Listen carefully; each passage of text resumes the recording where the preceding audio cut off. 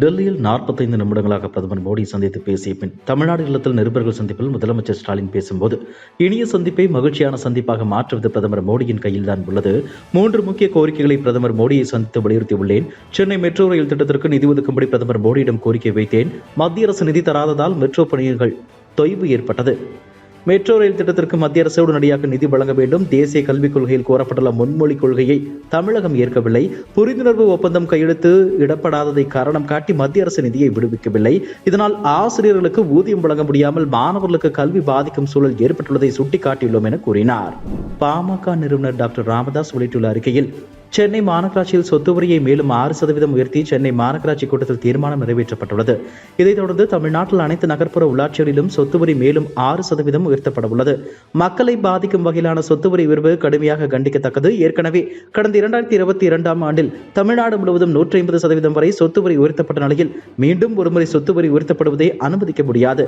தமிழ்நாட்டில் மின்சார கட்டண உயர்வு, விலைவாசி உயர்வு உள்ளிட்டவற்றால் ஏழை மற்றும் நடுத்தர மக்கள் கடுமையாக பாதிக்கப்பட்டுள்ளனர். சென்னையில் சொத்து வரியுடன் தொழில் வரியும் அண்மையில் உயர்த்தப்பட்டது. இந்த நிலையில் சொத்து வரியும் உயர்த்தப்பட்டால் அது வீட்டு உரிமையாளர்களை மட்டும் பாதிக்காது, வாடகைக்கு குடியிருப்பவர்கள் உள்ளிட்ட அனைத்து தரப்பினரையும் கடுமையாக பாதிக்கும்.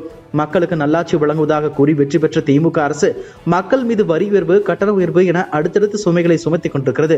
மக்களை முட்டாள்களாக நினைத்து இவ்வளவு சுமைகளை சுமத்துவதை அனுமதிக்க முடியாது.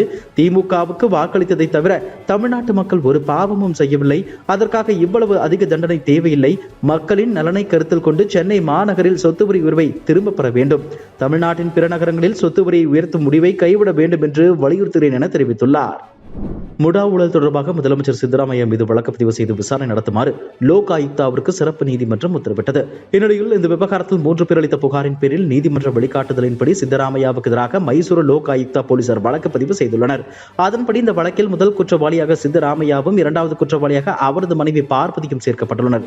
தொடர்ந்து 3வது குற்றவாளியாக சித்தராமையாவின் மைத்துனர் மல்லிகார்ஜுன சுவாமி, 4வது குற்றவாளியாக தேவராஜ் என்பவரும் சேர்க்கப்பட்டுள்ளனர். கேரளாவில் ஏடிஎம்களில் கொள்ளையடித்த கொள்ளை கும்பல் தப்பி வந்த கண்டெய்னர் லாரி நாமக்கல் பச்சாபாளையம் அருகே பிடிபட்டது.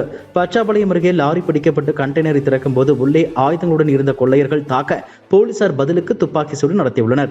அதில் ஒரு கொள்ளையன் உயிரிழந்தனர். பின்னர் ஓட்டுநர் 2 கைது செய்யப்பட்டனர். பின்னர் அந்த லாரியின் கண்டெய்னர் பெட்டியை திறந்து பார்க்கும்போது அதன் உள்ளே ஒரு சொகுசு கார் இருந்ததும் அதில் கொள்ளையர்கள் இருந்ததும் தெரிய வந்தது. இந்த சம்பவம் படத்தில் பெறும் சேசிங் சீன் போல தமிழ்நாடு போலீசார் இந்த அதிரடி வேட்டையை நடத்தியுள்ளனர். கண்டெய்னரில் இருந்தது கேரளாவில் ஏடிஎம்களில் கொள்ளையடிக்கப்பட்ட பணம் தான் என்று விசாரணையில் தெரிய வந்தது.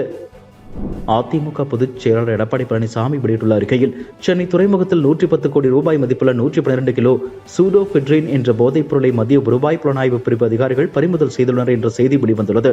போதைப் பொருட்களின் கேந்திரமாக தமிழகம் மாற்றப்பட்டுள்ளதற்கு காரணகர்த்தாக்கள் யார், சூத்திரதாரிகள் யார் யார் என்பது நன்கு தெரிந்திருந்தும், ஆணிவேர் எங்கிருக்கிறது என்று தெரிந்திருந்தும் அவர்கள் மீது சட்டத்தின் இரும்புப்பிடி நீளாமல் கடத்தலில் ஈடுபடும் குருவிகள் என்றழைக்கப்படும் சிறு சிறு கடத்தல் வேலை செய்யும் ஒரு சிலரை மட்டும் மத்திய வருவாய் புலனாய்வுத்துறையினர் பிடிக்கும் மர்மம் என்ன? தொடர்ந்து இதுபோன்ற போதைப் பொருள் கடத்தல் விற்பனை தொடர்ந்தால் தமிழக இளைஞர்கள் மட்டுமல்ல, இந்தியாவின் எதிர்காலமே பாழாகும் என்பதை நினைவில் நிறுத்தி போதைப் பொருள் கடத்தல் குற்றவாளிகள் மீது சம்பந்தப்பட்ட மத்திய மாநில காவல்துறை அதிகாரிகள் சட்டப்படி நடவடிக்கை எடுக்க வேண்டும் என்று வலியுறுத்துகிறேன் என அவர் குறிப்பிட்டுள்ளார்.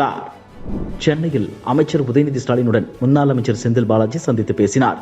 பாசிஸ்டுகளின் அரசியல் பழிவாங்கல் நடவடிக்கைக்கு எதிராக செந்தில் பாலாஜிக்கு உச்சநீதிமன்றம் பிணை வழங்கியுள்ளது. உச்சநீதிமன்றம் ஜாமீன் வழங்கியதை அடுத்து சிறையில் இருந்த செந்தில் பாலாஜி நேற்று முன்தினம் விடுதலையானார். 471 நாட்களுக்கு பின் சிறையில் இருந்து விடுதலையாகியுள்ள செந்தில் பாலாஜியை நேரில் சந்தித்து வரவேற்றோம் என அமைச்சர் உதயநிதி ஸ்டாலின் தனது எக்ஸ் தள பக்கத்தில் பதிவிட்டுள்ளார். சென்னை சைதாப்பேட்டை அரசு பள்ளியில் கடந்த ஆகஸ்ட் மாதம் நடந்த நிகழ்ச்சியில் மாற்றுத்திறனாளிகளை அவமதிக்கும் வகையில் பேசியதாக பரம்பொருள் அறக்கட்டளை நிறுவனர் மகாவிஷ்ணுவுக்கு எதிராக சைதாப்பேட்டை போலீசார் வழக்கு பதிவு செய்து கடந்த 7ஆம் தேதி கைது செய்தனர்.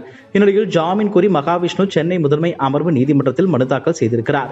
அந்த மனுவில் மாற்றுத்திறனாளிகளை புண்படுத்தும் நோக்கில் தான் பேசவில்லை எனவும், தனது பேச்சு அவர்களை புண்படுத்தியிருந்தால் நிபந்தனையற்ற மன்னிப்பு கோருவதாகவும் கூறியிருக்கிறார். மேலும் தனது பேச்சு எடிட் செய்யப்பட்டு யூடியூபில் வெளியிடப்பட்டதாகவும், முழு பேச்சை கேட்காமல் தனக்கு எதிராக பொய் வழக்கு பதியப்பட்டுள்ளதாகவும் மனுவில் தெரிவித்திருக்கிறார். இந்த மனு 1வது கூடுதல் நீதிபதி ஜெயச்சந்திரன் முன்பு விசாரணைக்கு வந்தது. அப்போது மனு தொடர்பாக பதிலளிக்க காவல்துறை தரப்பில் அவகாசம் கேட்கப்பட்டது. இதையடுத்து மனுவிற்கு பதிலளிக்க காவல்துறைக்கு உத்தரவிட்டு வழக்கின் விசாரணை அக்டோபர் 3ஆம் தேதிக்கு நீதிபதி தள்ளி வைத்தார். இதுபோன்ற செய்திகளை மேலும் தெரிந்து கொள்ள எங்களது யூடியூப், ஃபேஸ்புக் மற்றும் ட்விட்டர் ஆப்களை சப்ஸ்கிரைப் செய்யவும்.